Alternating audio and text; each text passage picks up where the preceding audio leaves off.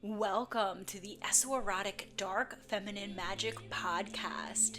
My name is Crimson, creatrix of Esoeroticism, and I help mystically minded folks awaken their dark feminine magic. Welcome to the Portal of Enchantment. Welcome to our first episode of 2026, and today we're going to do a little story time. And our story starts with me on the couch, sobbing uncontrollably, unable to move. Luckily, that is not where the story ends, but let me take us back a step because what we're going to be talking about today are cycles, specifically the cyclical nature of numerology with the years. And so you may or may not have heard, I may not be giving you new information, but 2025 was a 9-year. Okay. And in terms of numerology, our years go from 1 to 9, and then they cycle back to being a 1-year. And each year has its own energetic imprint. A 9-year, the year we just moved through, is a year of culmination. It's a year of wrapping up a final cycle, or excuse me, for wrapping up the previous cycle and for releasing anything that is no longer serving us as we've moved through a lot over that time. And it also, beyond that, we know it was the year of the wood snake and we were doing a lot of shedding and letting go. That's why last year was kind of a hot mess express. But also things that we need to remember about 9 years is that they give us clues and they can help us start to recognize where we need to move forward when it comes to our cycle of returning to one, which is really not a cycle. It's more like a spiral. Maybe we'll talk more about that later. But so 2025, we wrapped up this 9-year. We released, we let go, we recognize pain points, and hopefully we take all that wisdom with us into 2026, which is a 1-year. 1 year, by comparison, is all about seeding our new journeys. So, new beginnings, new initiations. And this is where I am now going to bring us back to our story time. Because me on the couch, sobbing uncontrollably, unable to move, actually was me in not 2025, but 9 years prior in 2016, which was the previous 9-year. And the moment that I was on the couch, you may remember, was at the very end of the year. It was November of 2016. You may recall that there was a presidential election, and this was the morning after. And I had literally, for those who don't know, I moved from Los Angeles to Austin, Texas in 2016, at the end of 2016, right in the beginning of November. And so I could have only been in Austin for a few days or, at the most a week when these elections happened. And it just so happened also that my parents were nearby. They had already planned to be on a trip with their friends, and they were in San Antonio, which was like an hour or a little bit more from Austin. And so I was going to go drive to meet them to say hello. And I remember that morning, it was the morning after the election, getting on the phone with my parents and just saying, I can't get up right now. I can't come and see you. I'm sorry. And I will never forget this, having this conversation with my dad and him saying, okay, I'm really concerned. I've never heard you cry like this. I've never heard you this upset, or it's been a really long time. I'm a Cancer. However, I'm not a very crying kind of Cancer. I don't get emotional too often. And so it was very shocking to him. And he was like, very concerned and like, just because, your person doesn't win, we have to move on. It's kind of just how it goes. And I remember being like, Dad, that's not it at all. I understand that there always has to be a winner and loser, but what I am so devastated at right now is how I was perceiving that, this country would rather elect a sexual predator, a rapist, than a woman. And, politics aside, whether you believe that or not, that was my truth in the moment.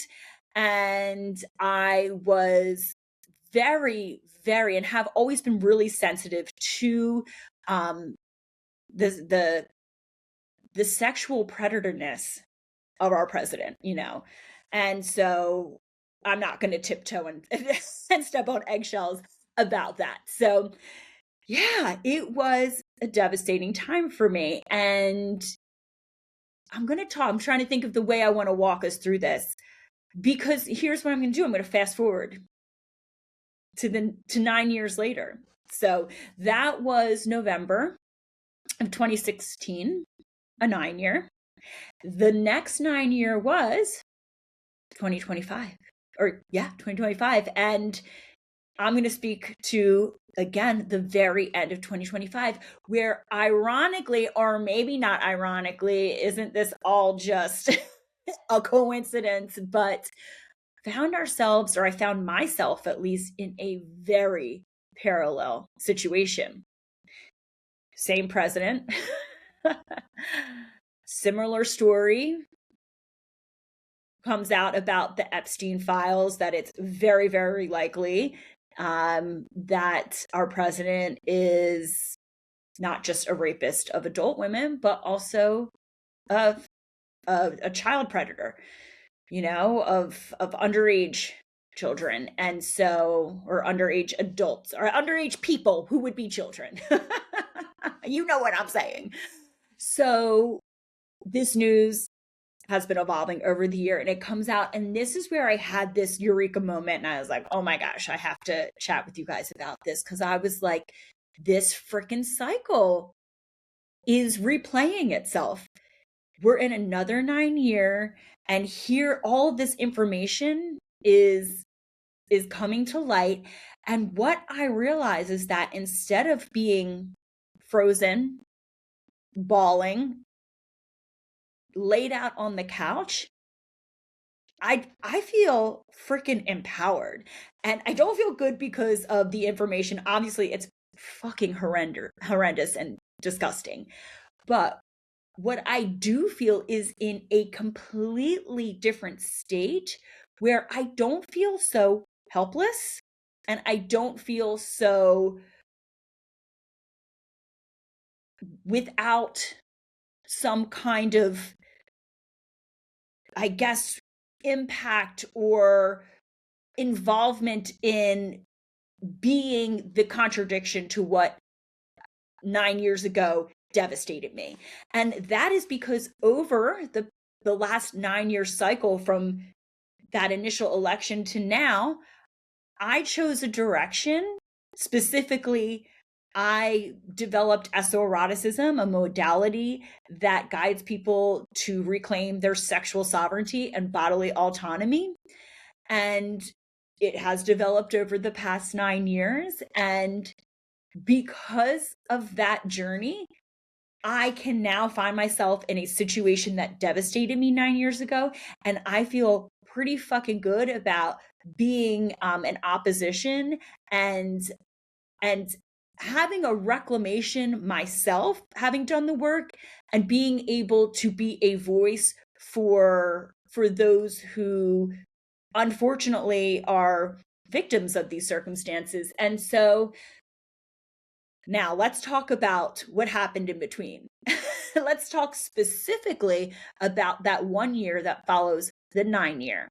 So going back to 2016, the year ended, and we found ourselves in 2017. And that was a 1 year.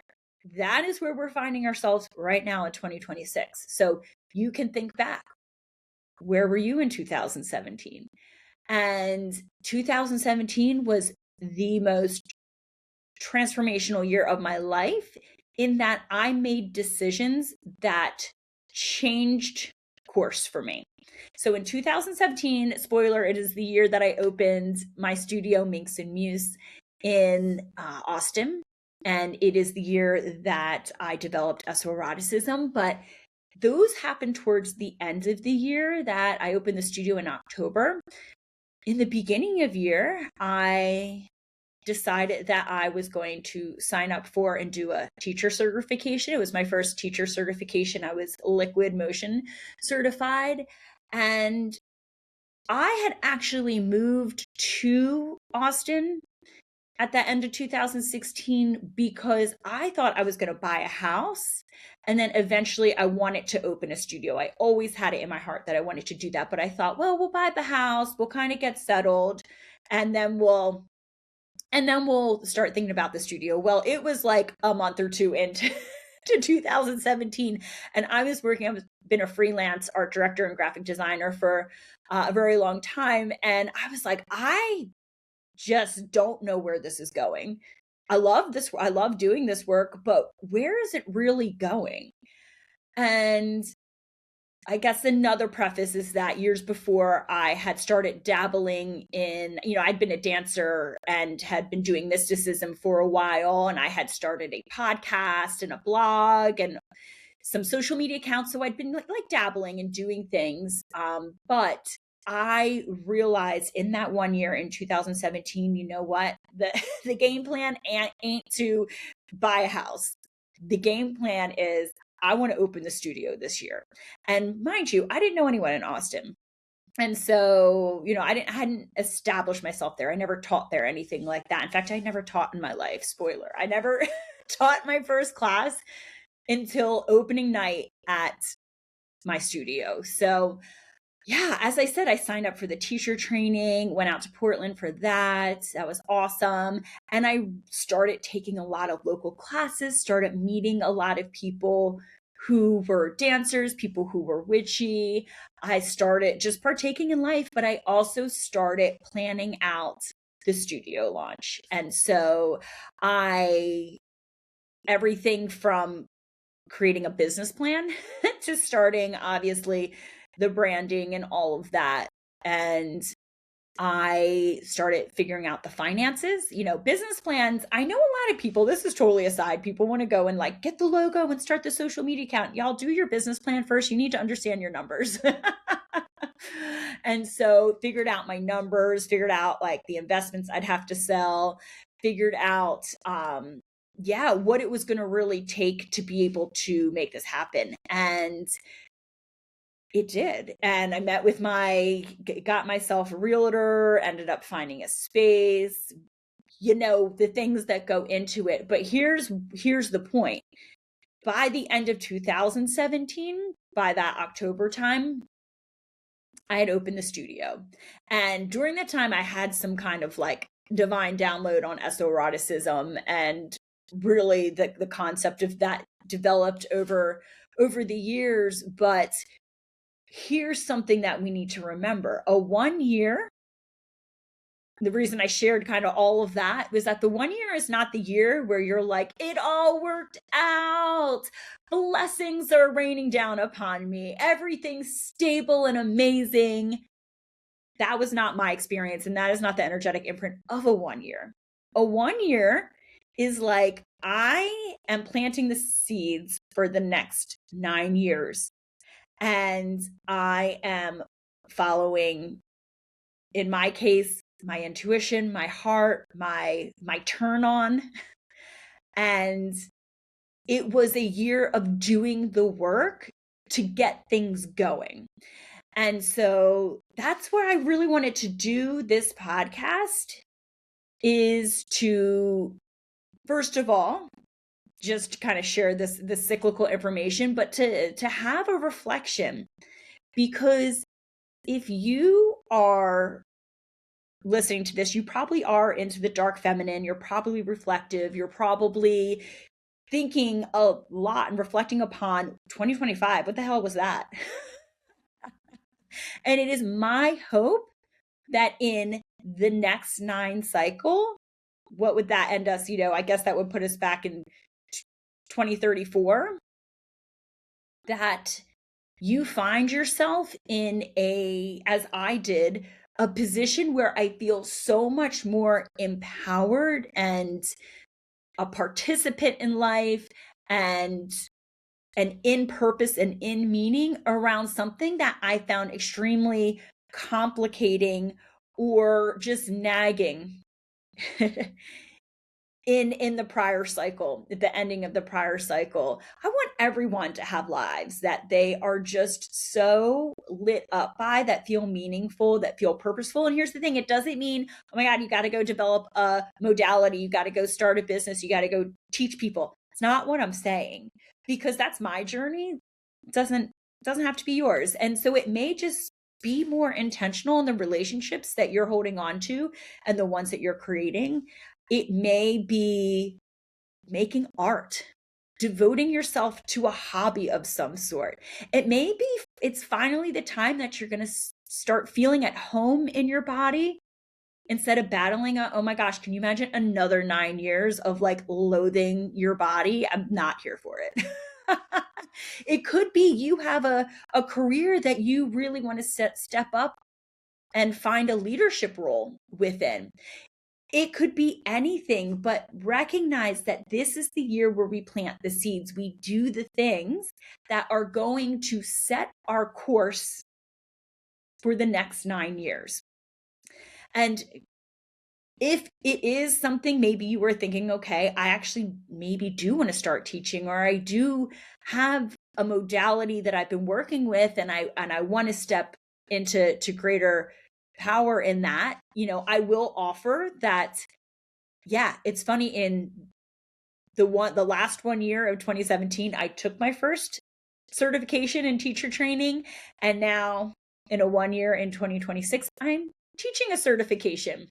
I'm leading a teacher training. And so I just very quickly, esoeroticism, I'm doing 2 certifications and they start in mid-February. And it's very much so we could kick off the year on the course that we want to head into. And so there's the 1.0 certification. That's for people, they don't want to teach esoeroticism, but they love the idea of dark feminine, ritual, magic, and they want to know how they can create their own custom offering or enhance their existing offering through the dark feminine, through magic, through ritual.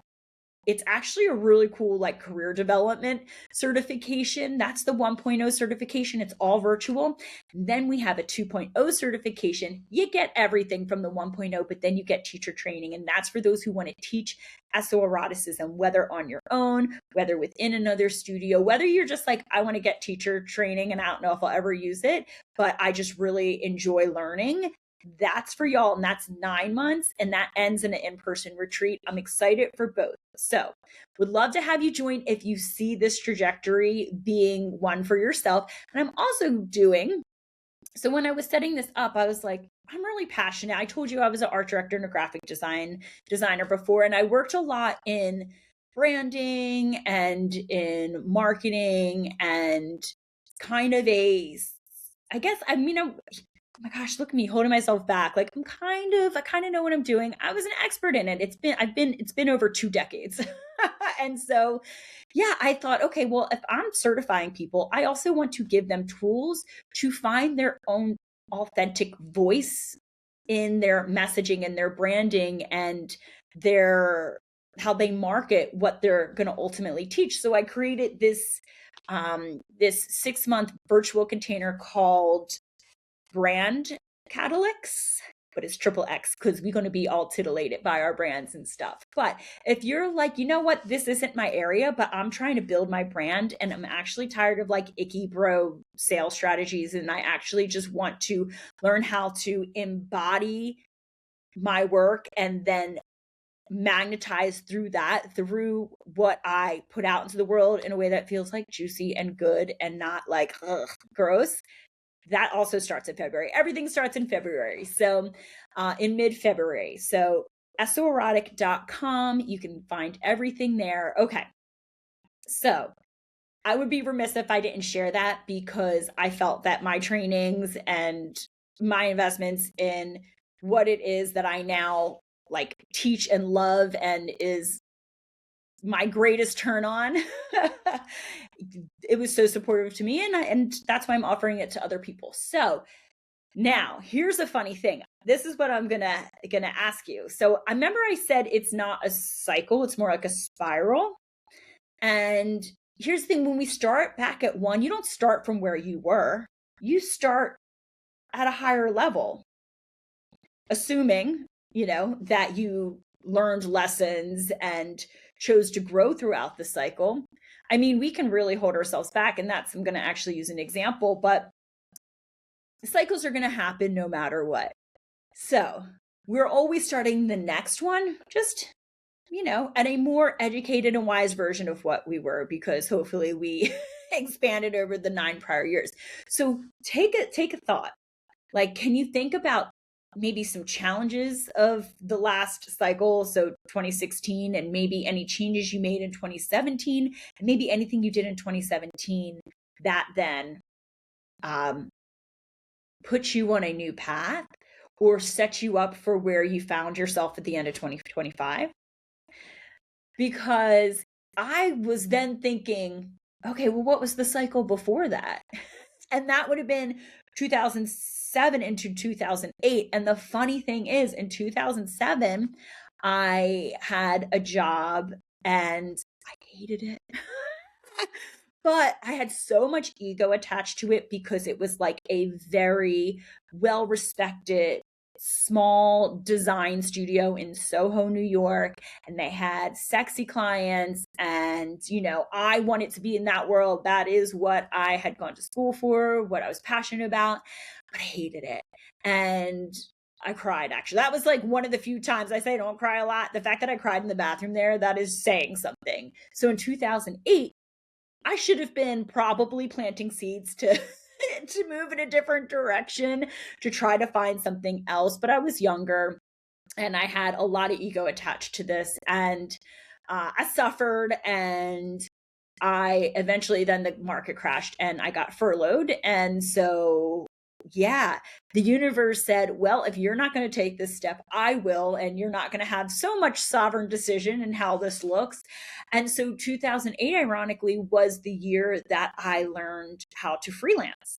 Because I lost my full-time job, I had to go into, like freelance opportunities. I lived in New York City, and so there was a lot of those. And so it's really interesting because I think about how, okay, from 2008, I started freelancing, and that really, over the next 9 years, allowed me to, I had one more full-time job after that when I moved to LA for about a year and a half. But other than that, it's because I got myself in that position where I could work independently that I was able to then open the studio to start really my passion projects. Before that, I had the space and the resources to even start dancing and even to start my magical studies.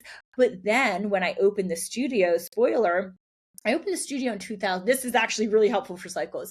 I opened the studio in 2017, and I was actually paying payroll through my work, still freelancing.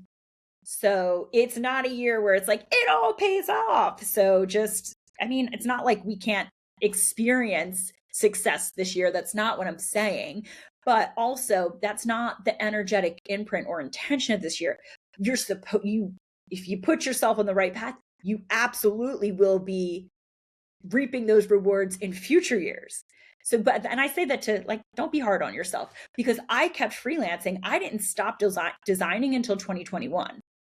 And so I, not so full time as I was in the beginning of opening the studio. I, over time, was able to temper off, but yeah, so that's another. So I was thinking about that, like, wow, that cycle led to this cycle, led to this cycle. So this was, as always, my solo episodes ramble because I don't pre-write them, and maybe I should. But also, I feel so passionate about this 2026 1 year for all of us. Yeah, I'm not even going to talk about the collective, because you can think about the implications of that and how we are going to probably have to start a lot of things anew. But That's not what I'm here for. We're going to focus on the dark feminine and our internal selves right now. And our internal selves asking us, what is it that we truly want to do? Where do we feel, were there any heavy signs from last year that are maybe leading you in a direction of how you can shift and perhaps find more meaning or purpose or intention in how you're moving through the year ahead? Is there anything that you've been wanting to start or do? It's a great year to do it because we have a new 9-year cycle coming and it's up to us. No one is going to do the thing for us. We are, there's no saviors coming. It's us. We're our own saviors, and we are also our own creatrix. We are our own oracles in the sense that we can intuit potentially like, this is when I'm really feeling this. Don't let the logic talk you out of it. So yeah, I want everyone to experience the joy I have of making some uncomfortable decisions that have given me a life that I feel so excited and passionate and lit up by. I fucking love eroticism. And I think it is because I feel such a sense of purpose and it has served me so much. And I love sharing that with others. It's not going to look like my journey. So what is the journey you're creating for yourself?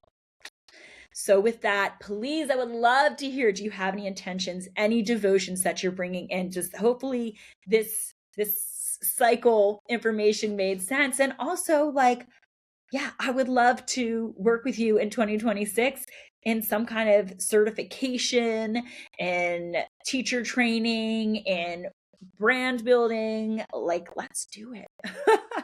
Let's create together, because old paradigm stuff, by the way, okay, this is where I'm going to end it. Things that worked in the last paradigm do not work now. A lot of the bro, hustle, masculine-led bullshit ways of doing things, that was an opinion, bullshit way of doing things, are not going to work anymore, because we are also astrologically this year. Hopefully you caught my last astrology podcast with Tara, because holy shit, 2026 is also just like a rebirth of everything. Use this energy, use this astrology, use all of this to your advantage and choose to be the author of your life, choose to be the creatrix of your life. And I would love to do it together. So with that, thank you so much for listening or watching. I love you. Stay in your magic. Mwah. And we'll talk again soon. Bye. Thank you for joining. Follow me on Instagram at crimson.minx and visit soerotic.com to learn to live more fully and unapologetically in your magnetic power, sensual pleasure, and unlimited creative potential.